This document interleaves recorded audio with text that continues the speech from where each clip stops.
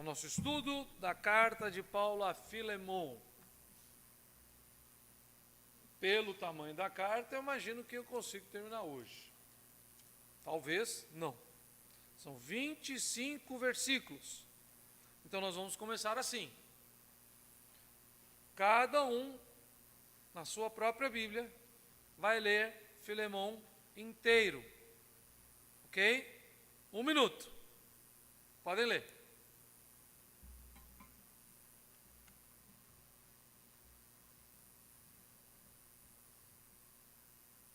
Ok?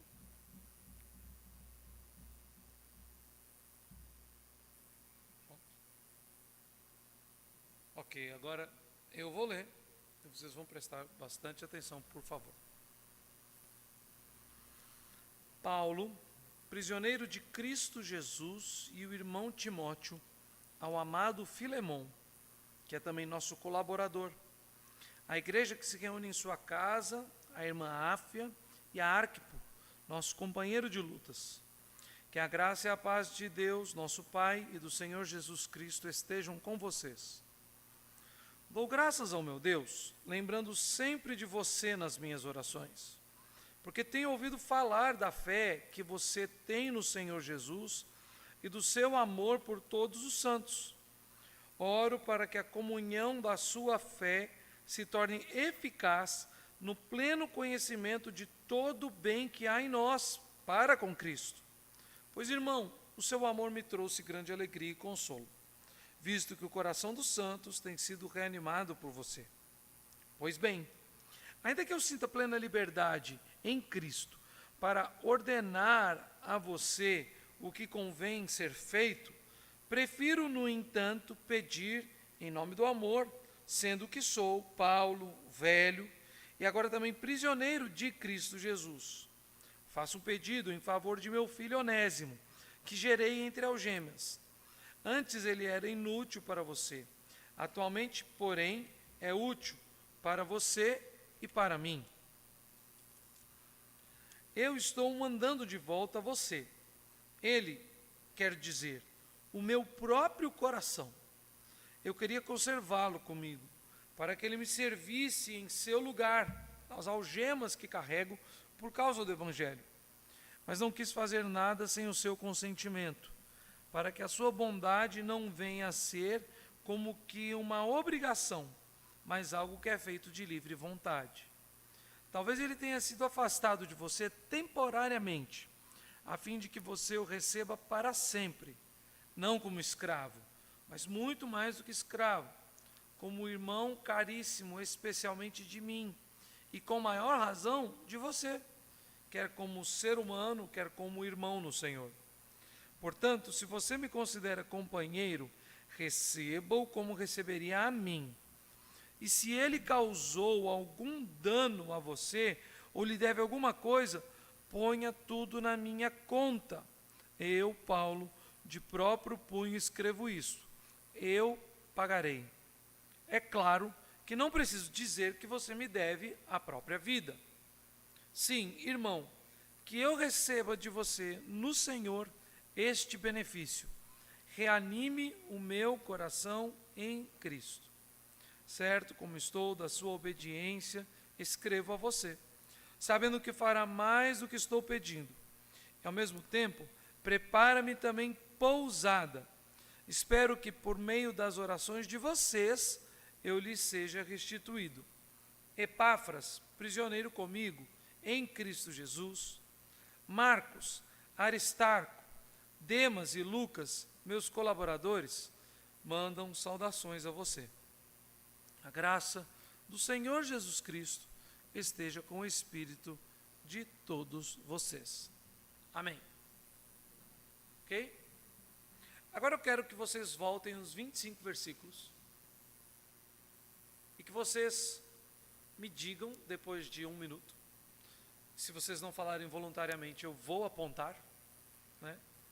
E os que não eu sei o nome ainda, eu perguntarei. Os que eu sei, eu citarei nominalmente. E eu quero que vocês me digam, em primeiro lugar, aquilo que está escrito no texto e ficou claro para você. Não é subjetivismo, e não é um olhar interpretativo. Eu quero que você me diga, de uma forma descritiva, pela sua observação, o que nesses 25 versículos está muito claro no texto. Ok? Mais 1 minuto. Leia de novo.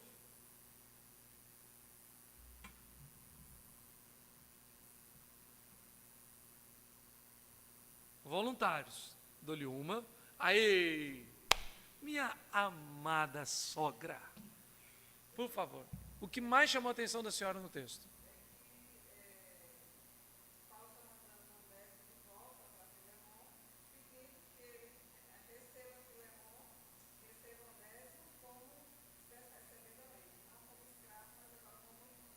Ótimo. Nessa relação, minha sogra, de que Paulo está falando como recebendo a ele usa algumas expressões para mostrar a importância de Onésimo para ele. Elas são muito importantes. Quais são essas expressões?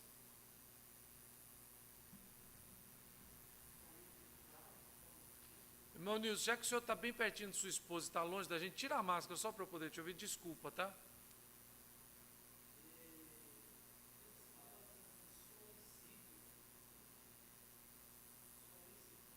Não, mas, ok, vamos primeiro o que eu perguntei, quando minha sogra disse a respeito do que Paulo estava mandando Onésimo de volta, tal, que sei o quê, e aí ele está falando do relacionamento de Paulo com Onésimo, ok? Então, quais são as expressões que ele usa diretamente para Onésimo? Oi? Mas ele fala o outro. Meu filho, que gerei entre algemas. Que mais?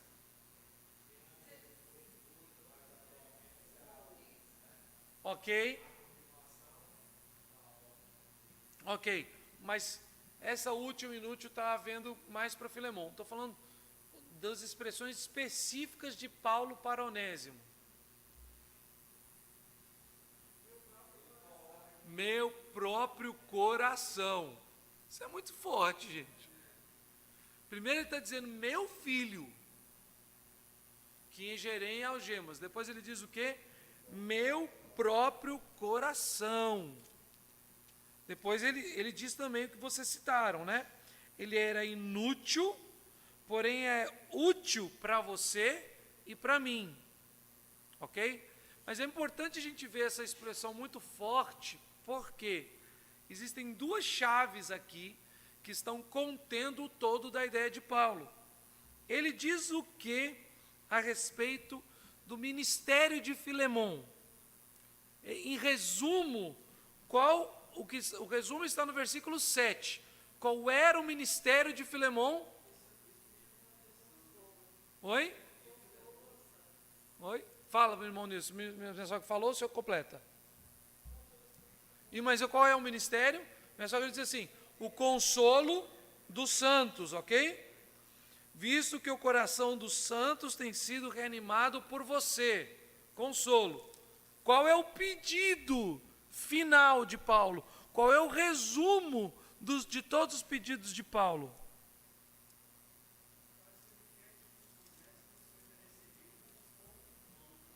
Não, mas o resumo é o versículo 20, quando ele diz, reanime o meu coração em Cristo. Então ele diz no começo que o grande ministério de Filemon, o qual ele era muito famoso, o grande trabalho que ele fazia entre os crentes era consolar e reanimar o coração dos crentes. Aí ele apresenta a causa dele diante de Filemon.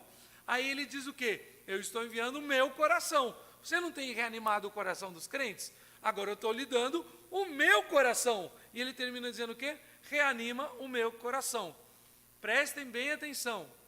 Repetição de palavras é chave para a gente entender a ideia do texto. Ok? Repetição de palavras é chave para entender a ideia do texto. Coração, coração, coração, você entende uma grande parte do que o texto está dizendo. Ok?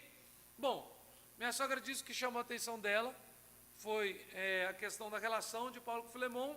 Eu entrei um pouquinho mais para dentro disso. O que mais? O que chamou a sua atenção? Algo no texto que chamou a sua atenção.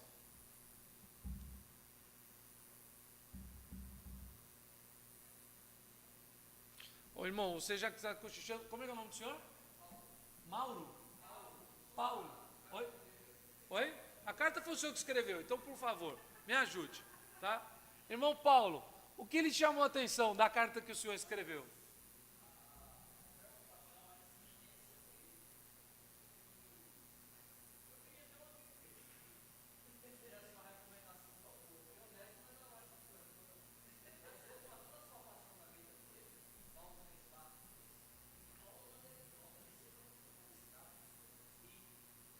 Para Filemão como irmão, mas como filho de Paulo. E Filemão, e Paulo ainda diz a Filemão que Filemão, querendo ou não, é filho de Paulo também, né? Ele diz que ele gerou Onésimo em cadeias, e ele diz, não que eu diga que você me deve a própria vida, para Filemão. Ele está dizendo que eles estão em pé de igualdade. Ok? É livre e espontânea pressão. Isso a gente vai ver porque o irmão Nilson já chamou a atenção de alguns termos que tem no texto aqui. Agora, uma coisa que é importante, o senhor falou que Onésimo não era lá muita coisa, um cara muito bom, mas no texto o Onésimo é ótimo. Então é muito importante ao ler o texto. A gente está inferindo ao texto um detalhe que ele deu, que antes ele não lhe era útil, e também quando o apóstolo Paulo diz, se em alguma coisa ele te deve, ou seja, está implícito isso no texto, que ele era um escravo, inútil, e que saiu para longe do seu senhor e deixou dívida. Então a maioria dos estudiosos sobre esse texto vão dizer que Onésimo foi um escravo fujão que roubou alguma coisa e foi-se embora. Entendeu? Então, a gente está inferindo ao texto. Mas o que o texto está falando sobre Onésimo, naquele momento? O texto está dizendo que ele é um servo de Cristo, que ele é discípulo de Paulo, que ele é auxílio no ministério apostólico ali na cadeia. Ou seja, ele é outra nova pessoa. Você já... Oi? Ele é salvo. Prestem bem atenção.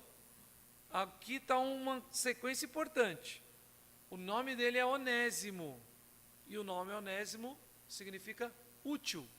Então aqui o apóstolo Paulo está fazendo um jogo de palavras. Antes não era útil, agora é Onésimo. Ok? Interessante. Tem uma outra pessoa muito famosa no Novo Testamento que quando se converte muda o nome. Quem era? Quem foi? Paulo. Era Saulo, virou Paulo.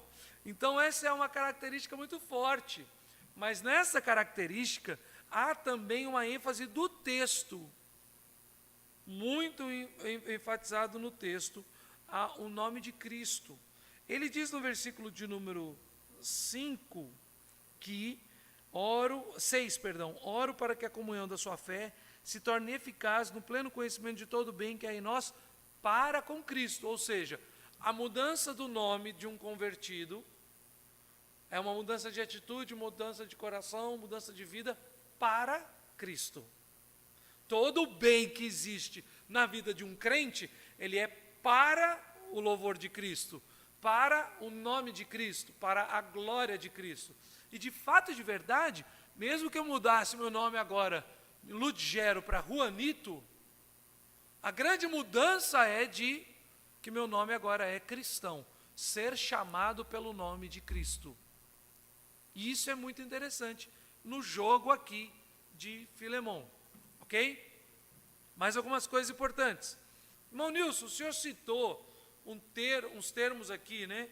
De suplico, né? A súplica dele. A palavra original no grego, ela também pode ser traduzida para apelo. É um termo jurídico. Então, se você lê a carta de Paulo a Filemão com bastante atenção, você vai perceber que Paulo está escrevendo um documento legal assumindo responsabilidade paterna, criminal, e dentro das dívidas que ele possa ter cometido em favor daquele rapaz, daquele escravo. Ok? E como é que Filemon recebeu essa carta? Foi pelo Sedex 10? Foi e-mail? Em mãos. Na mão de quem? Oi? Ok, sabe onde eu posso ter uma confirmação maior disso? Na carta de Paulo aos Colossenses. Lá no final, no capítulo 4, versículo de número 7 em diante. Colossenses 4, 7. Quanto à minha situação, Tíquico, irmão amado, fiel ministro e conservo no Senhor, lhes dará todas as informações. Eu estou enviando com expresso propósito de lhes dar conhecimento da nossa situação e de alentar o coração de vocês. Com ele estou enviando o fiel e amado irmão, que é da onde? Da igreja de vocês. Eles contarão a vocês tudo o que está acontecendo. Aristarco, que está preso comigo, manda saudações. Também Marcos, primo de Barnabé. Ok? Novamente, ele está falando sobre estes homens. A citação ainda mais ampla e convicção de que é essa a igreja, quando ele vai agora fazer as recomendações sobre aquelas irmãs. Vamos continuar? Epáfras, que é da igreja de vocês, manda saudações. Também saúda-nos. Aqui, leiam a carta lá de Sé e digam versículo número 17, outra citação comum. E digam a Arquipo, atente para o ministério que você recebeu no Senhor, cumprindo bem a sua tarefa. Das mulheres que ele cita, eu estou falando das outras duas, são de Filipenses. Não é dessa carta, não. Errei, corrigi, passado. Ele está escrevendo para exatamente o mesmo povo. E Onésimo está indo junto com Tíquico, levando essas duas cartas. Carta aos Colossenses e carta a Filemon. Aos Colossenses são a igreja que se reúne na casa de Filemon. A irmã Áfia, o citar irmã, é sempre usar como se dá o nome à esposa. A esposa de Filemon é a irmã Áfia. E a Arquipo, nosso companheiro de lutas. O pastor da igreja, companheiro de lutas porque tem o mesmo ministério do apóstolo Paulo e de Timóteo, o ministério de pastoreio da igreja de Cristo, e é quem na carta aos Colossenses lá no final recebe a exortação. Mantenha-se firme no ministério. Então, a carta a Filemon é a um homem que recebe a igreja de Colossos na casa dele. Em parte, alguém que faz parte do povo de Colossos é um escravo chamado, que agora, a gente não sabe o nome antigo dele, que agora se apresenta como Onésimo. Conhecer esses textos todos é muito importante. Mais alguma coisa que lhe chamou a atenção? Não? Então vou mostrar para vocês o que me chamou a atenção. O que me chama a atenção neste texto é o teor jurídico que o apóstolo Paulo dá em favor de Onésimo, o papel dele de resgatador de Onésimo, mas outra coisa que me chama a atenção, que ela está diretamente relacionada, é tudo aquilo que Paulo não fala sobre Onésimo, mas fala sobre si mesmo. E ele repete diversas vezes o seu papel como prisioneiro em Cristo Jesus. Versículo 1, Paulo, prisioneiro de Cristo Jesus. Aí depois ele vai e continua falando isso, dizendo que Onésimo, o que gerei em algemas. Depois ele continua no versículo de número 13, em seu lugar, nas algemas que carrego por causa do Evangelho. Aí ele continua dizendo que eu, Paulo, né, como é que ele está falando aqui? O velho, não é isso? Ele já fala antes, né? Deixa eu achar aqui de novo.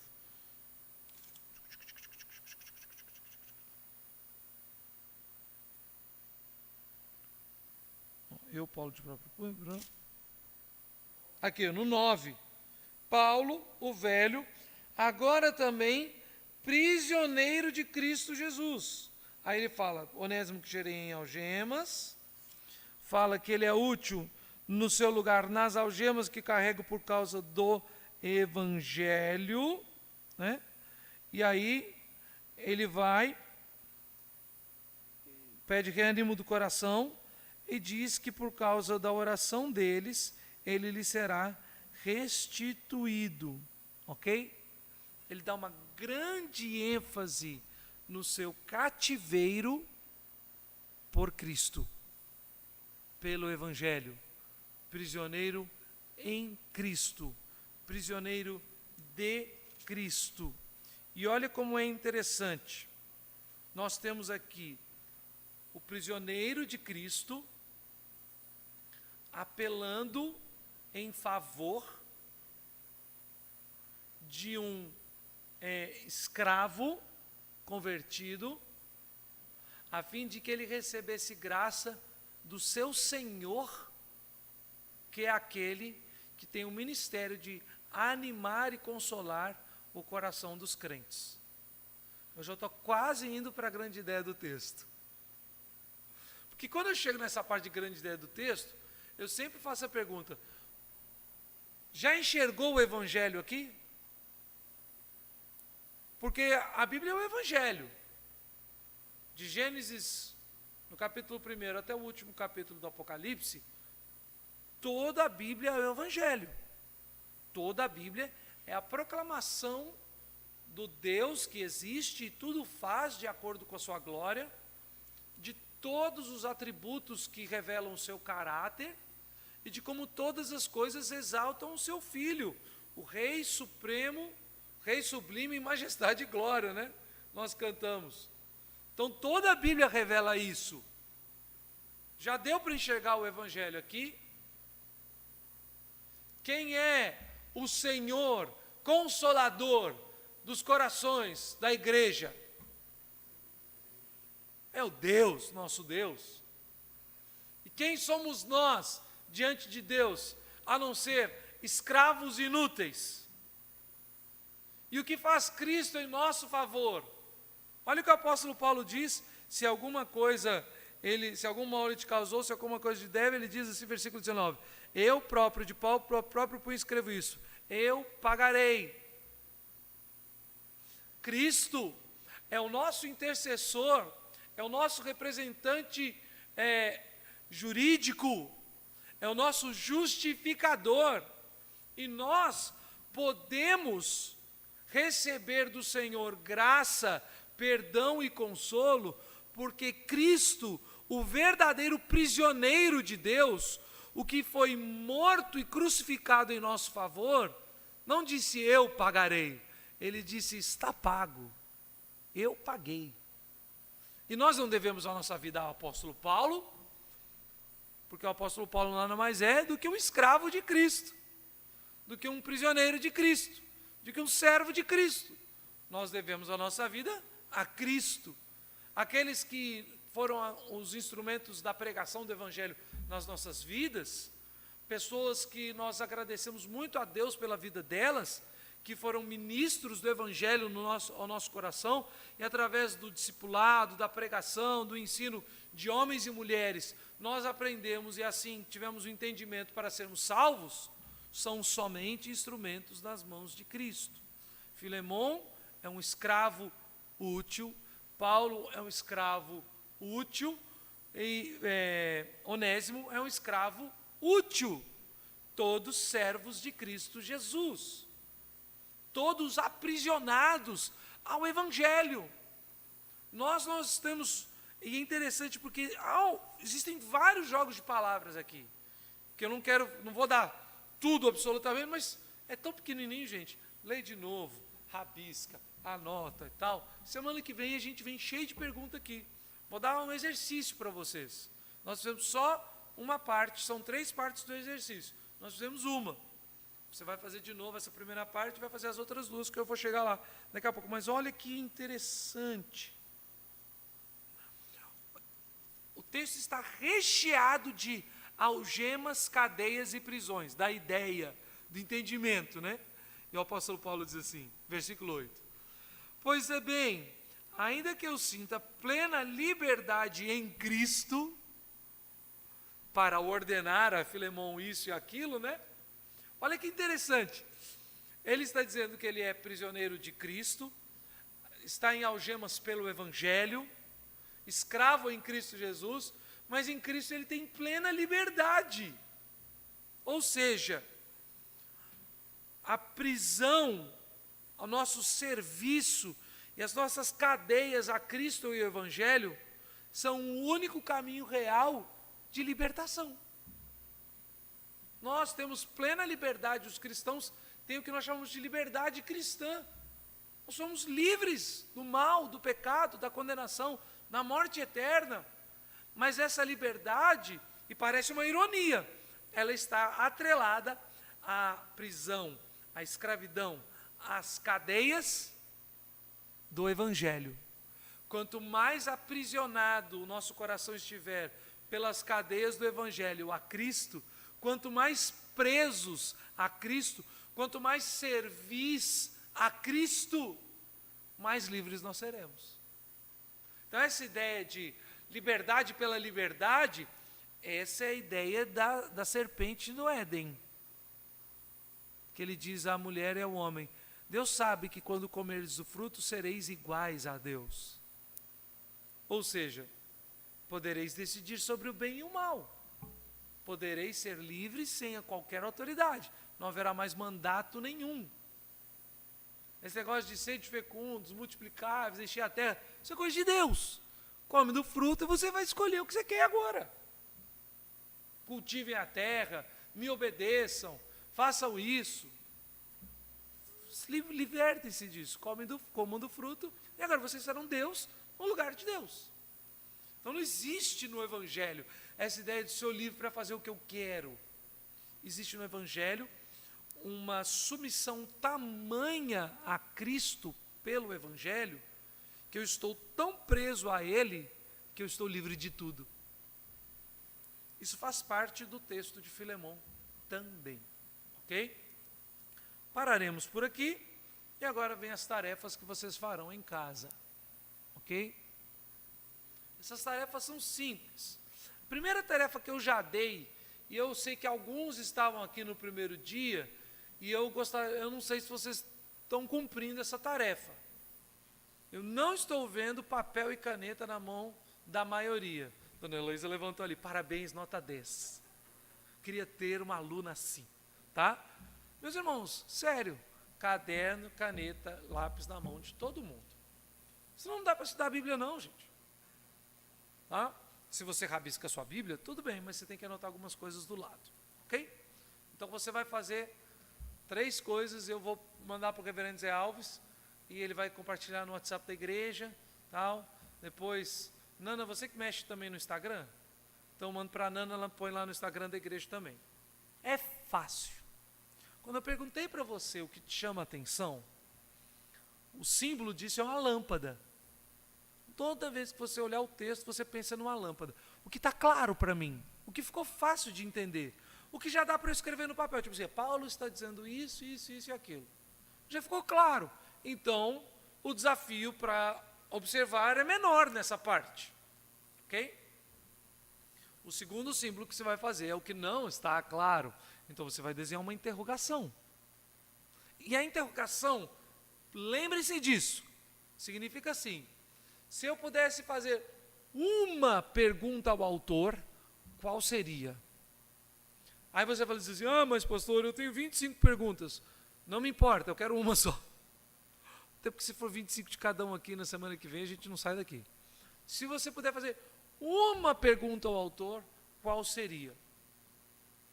E o terceiro símbolo é uma seta. E a seta você vai escrever qual a aplicação desse texto para a sua vida. Isso não é subjetividade. Se você não entender o que o texto está falando direito, na hora de aplicar, você vai falar um monte de abobrinha para a sua própria vida e sua consciência cristã vai ser uma confusão. E nós estamos bem em época de consciência cristã, o negócio tem que ter certo aqui, porque paraibano sabe muito bem o que é consciência cristã. Ok? Então esses são os passos. Não se escreve a seta antes de você escrever o que está bem claro no texto. Não se escreve a seta antes de você pôr a interrogação e colocar uma pergunta, 2 ou 3 perguntas a respeito do texto, para que em grupo você possa ler de novo e fazer essas perguntas. A aplicação é a última coisa. Lâmpada, interrogação e seta. Ok? Sobre o que foi...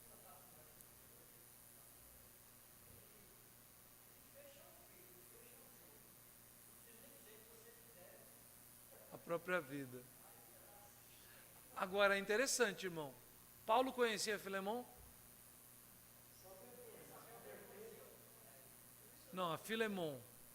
Não conhecia Filemão. Porque na carta aos Colossenses ele deixa claro que não os conhecia, eles não foram plantados por causa do ministério de Paulo, ele queria muitos conhecê-los, e quem contava tudo para ele? Epáfras, que é citado nessa carta também. Então, com certeza, ele ouviu de Epáfras e de Onésimo a respeito do caráter de Filemão. E isso lhe fez muito bem. Quando ele foi perguntar para aquele jovem escravo, que ele amou como um filho, e tinha que mandar de volta, ele ouviu uma palavra de consolo. Olha, mas Filemão é um homem de Deus, é um homem justo, tal, que o ministério dele é nesta igreja. Ele fez assim, ufa, muito feliz eu fiquei. Agora então, irmão, anima o meu coração. Né? Então, por que Paulo está dizendo que ele deve a vida a ele? Onde era a cidade de Colossos? Era na Judéia? Era território israelita? Ou era na Ásia Menor? Quem foi o único apóstolo de Cristo chamado para os gentios? O apóstolo Paulo. Então, todas as igrejas do mundo gentílico da época, elas vieram a existir por causa da vocação de Cristo à vida do apóstolo Paulo. Então, é por isso que ele pode dizer isso, mas ele não conhecia. De fato, ele não conhecia, ele só ouviu dizer. Né? Mas a gente vai chegar lá. A gente já ouviu muito evangelho aqui hoje, né? Então isso é bom. Isso é bom. No inicial a gente já saber que a gente está caminhando pelo evangelho. Né? Legal? Certo? Ok. Vamos orar? Bondoso Deus, nós te agradecemos por esse dia tão precioso. E porque no final do dia o Senhor nos dá a alegria de ouvir o evangelho. Ouvir o nome de Cristo Jesus, o Senhor das nossas vidas, por meio de quem nós também fomos adotados por Ti como filhos legítimos e recebemos do Senhor, das mãos de Cristo Jesus, toda a sorte de bênção espiritual. Então, Senhor, nós Te exaltamos e louvamos, porque nós que éramos inúteis, escravos deste mundo, presos ao pecado, que devíamos a própria vida a Ti, e estávamos em caminho do juízo, o Senhor nos resgatou, nos limpou, nos deu novas vestes, nos justificou no sangue do Cordeiro amado, Jesus Cristo, Teu Filho Altíssimo. É no nome dEle, que é nosso Rei e Senhor, que nós oramos. Amém.